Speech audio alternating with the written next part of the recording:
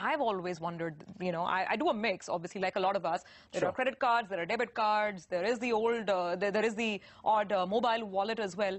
But what is most efficient? How does one go digital efficiently? So there are lots of things to look at here.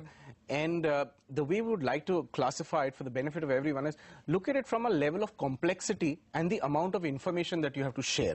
So now typically, if somebody has to receive a payment or get a payment, you have to exchange your bank account details. Now your bank account number has to be given. Along with that, you have to give your IFSC code, or the person can look it up online. So there are those things.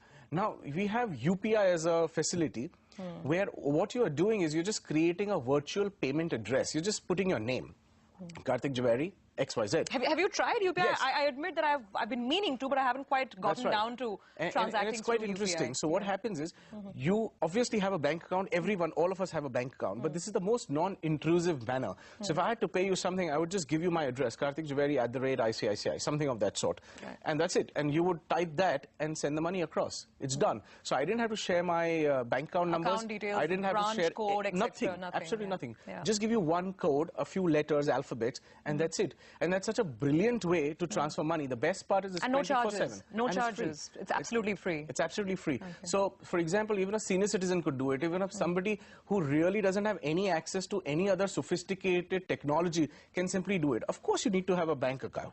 You need to have your net banking enabled. You just need to know how to set up your virtual payment ID. Sure. I'm sure going forward, banks may figure out a way of helping you to do that as well. But for people who don't want to use smartphones, who don't want to get into the hassle of NEFT, RTGS, OTP, and all those kind of things, it's like a brilliant mechanism. Works 24 hours. The limit is 1 lakh. So pretty much you can go into your grocery shop, pick up his ID and set it up in your phone, pay him. So and now, you could pay everybody that way. So that's UPI. Obviously, it's a new mechanism, an improved version of the IMPS as well. But let's also talk about cards, because right now the government has been very generous, said, requesting all banks, no charges whatsoever during this transition phase. But typically, what is the charge structure like if you're going to be using a credit card or a debit card? What's more efficient from a cost point of view? So what happens in a debit card is, because in a debit card, the limit itself is your saving account balance, and it's going negative from the point where you are already having your account, right? So from that sense, there is no charge to use a debit card.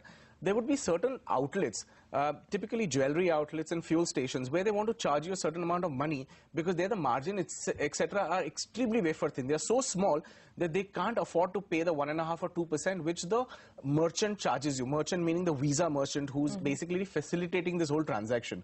Because Visa charges 1.5%, most of the times retailers absorb it, where they have a margin, say they have a 30% margin on the goods that they are selling. So therefore, they can very easily sacrifice 2% and give the customer the facility to pay online. But in a jeweler shop or maybe in a petrol station, that facility is not there. So there the surcharge that you may have to pay would be anywhere in the range of 1.5% to 2.5%. This we're talking about debit cards right now or credit cards? We're talking about both. So on both these cards, when you use them, you may have to pay 1.5% to 2.5% extra on the buying of the item that you're doing. So that's one. But of course, if you start rolling the credit, then the charges spiral into a completely different zone.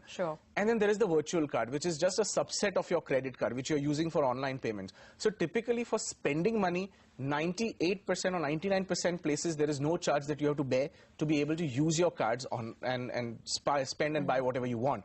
Virtual cards is not something that a lot of people are using, but if your credit limit is say 10,000 rupees or 100,000 rupees, you could have a virtual card and you could yourself set the limit of maybe 2,500. So and then keep happily using it online. Or so is it some sort of a mobile wallet version of the credit card? I mean, I'm trying to understand the concept and, the rationale behind using this virtual card. So, yes, it is almost the same, but the fundamental difference between a mobile wallet and a virtual card is a credit card which you can only use through your net banking platform. So, you will have to have a credit card first to be able to create a subset or a smaller limit card, and it's a virtual card. There's just a number and an expiry date, which you put into your Flipkart and Amazon and whatever, and buy online whatever you want to buy. Versus a mobile wallet is the similar version. You still get a 16-digit number, which is facilitated by Visa, but the advantage is I don't even have to have a credit card. I could just download the application in my mobile phone, and there are applications given by banks. There are applications which are third-party applications. Example, Paytm, etc. is a third-party application. ICICI Pockets is an application given by ICICI Bank. So there are banks who give you these applications, and there are third-party applications. Of course, you need a bank account. You link the two.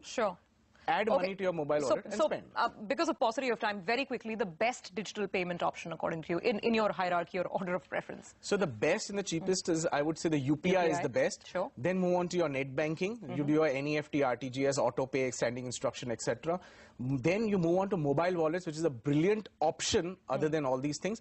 And if you can use a credit card sensibly, then the credit card and debit card is the best option.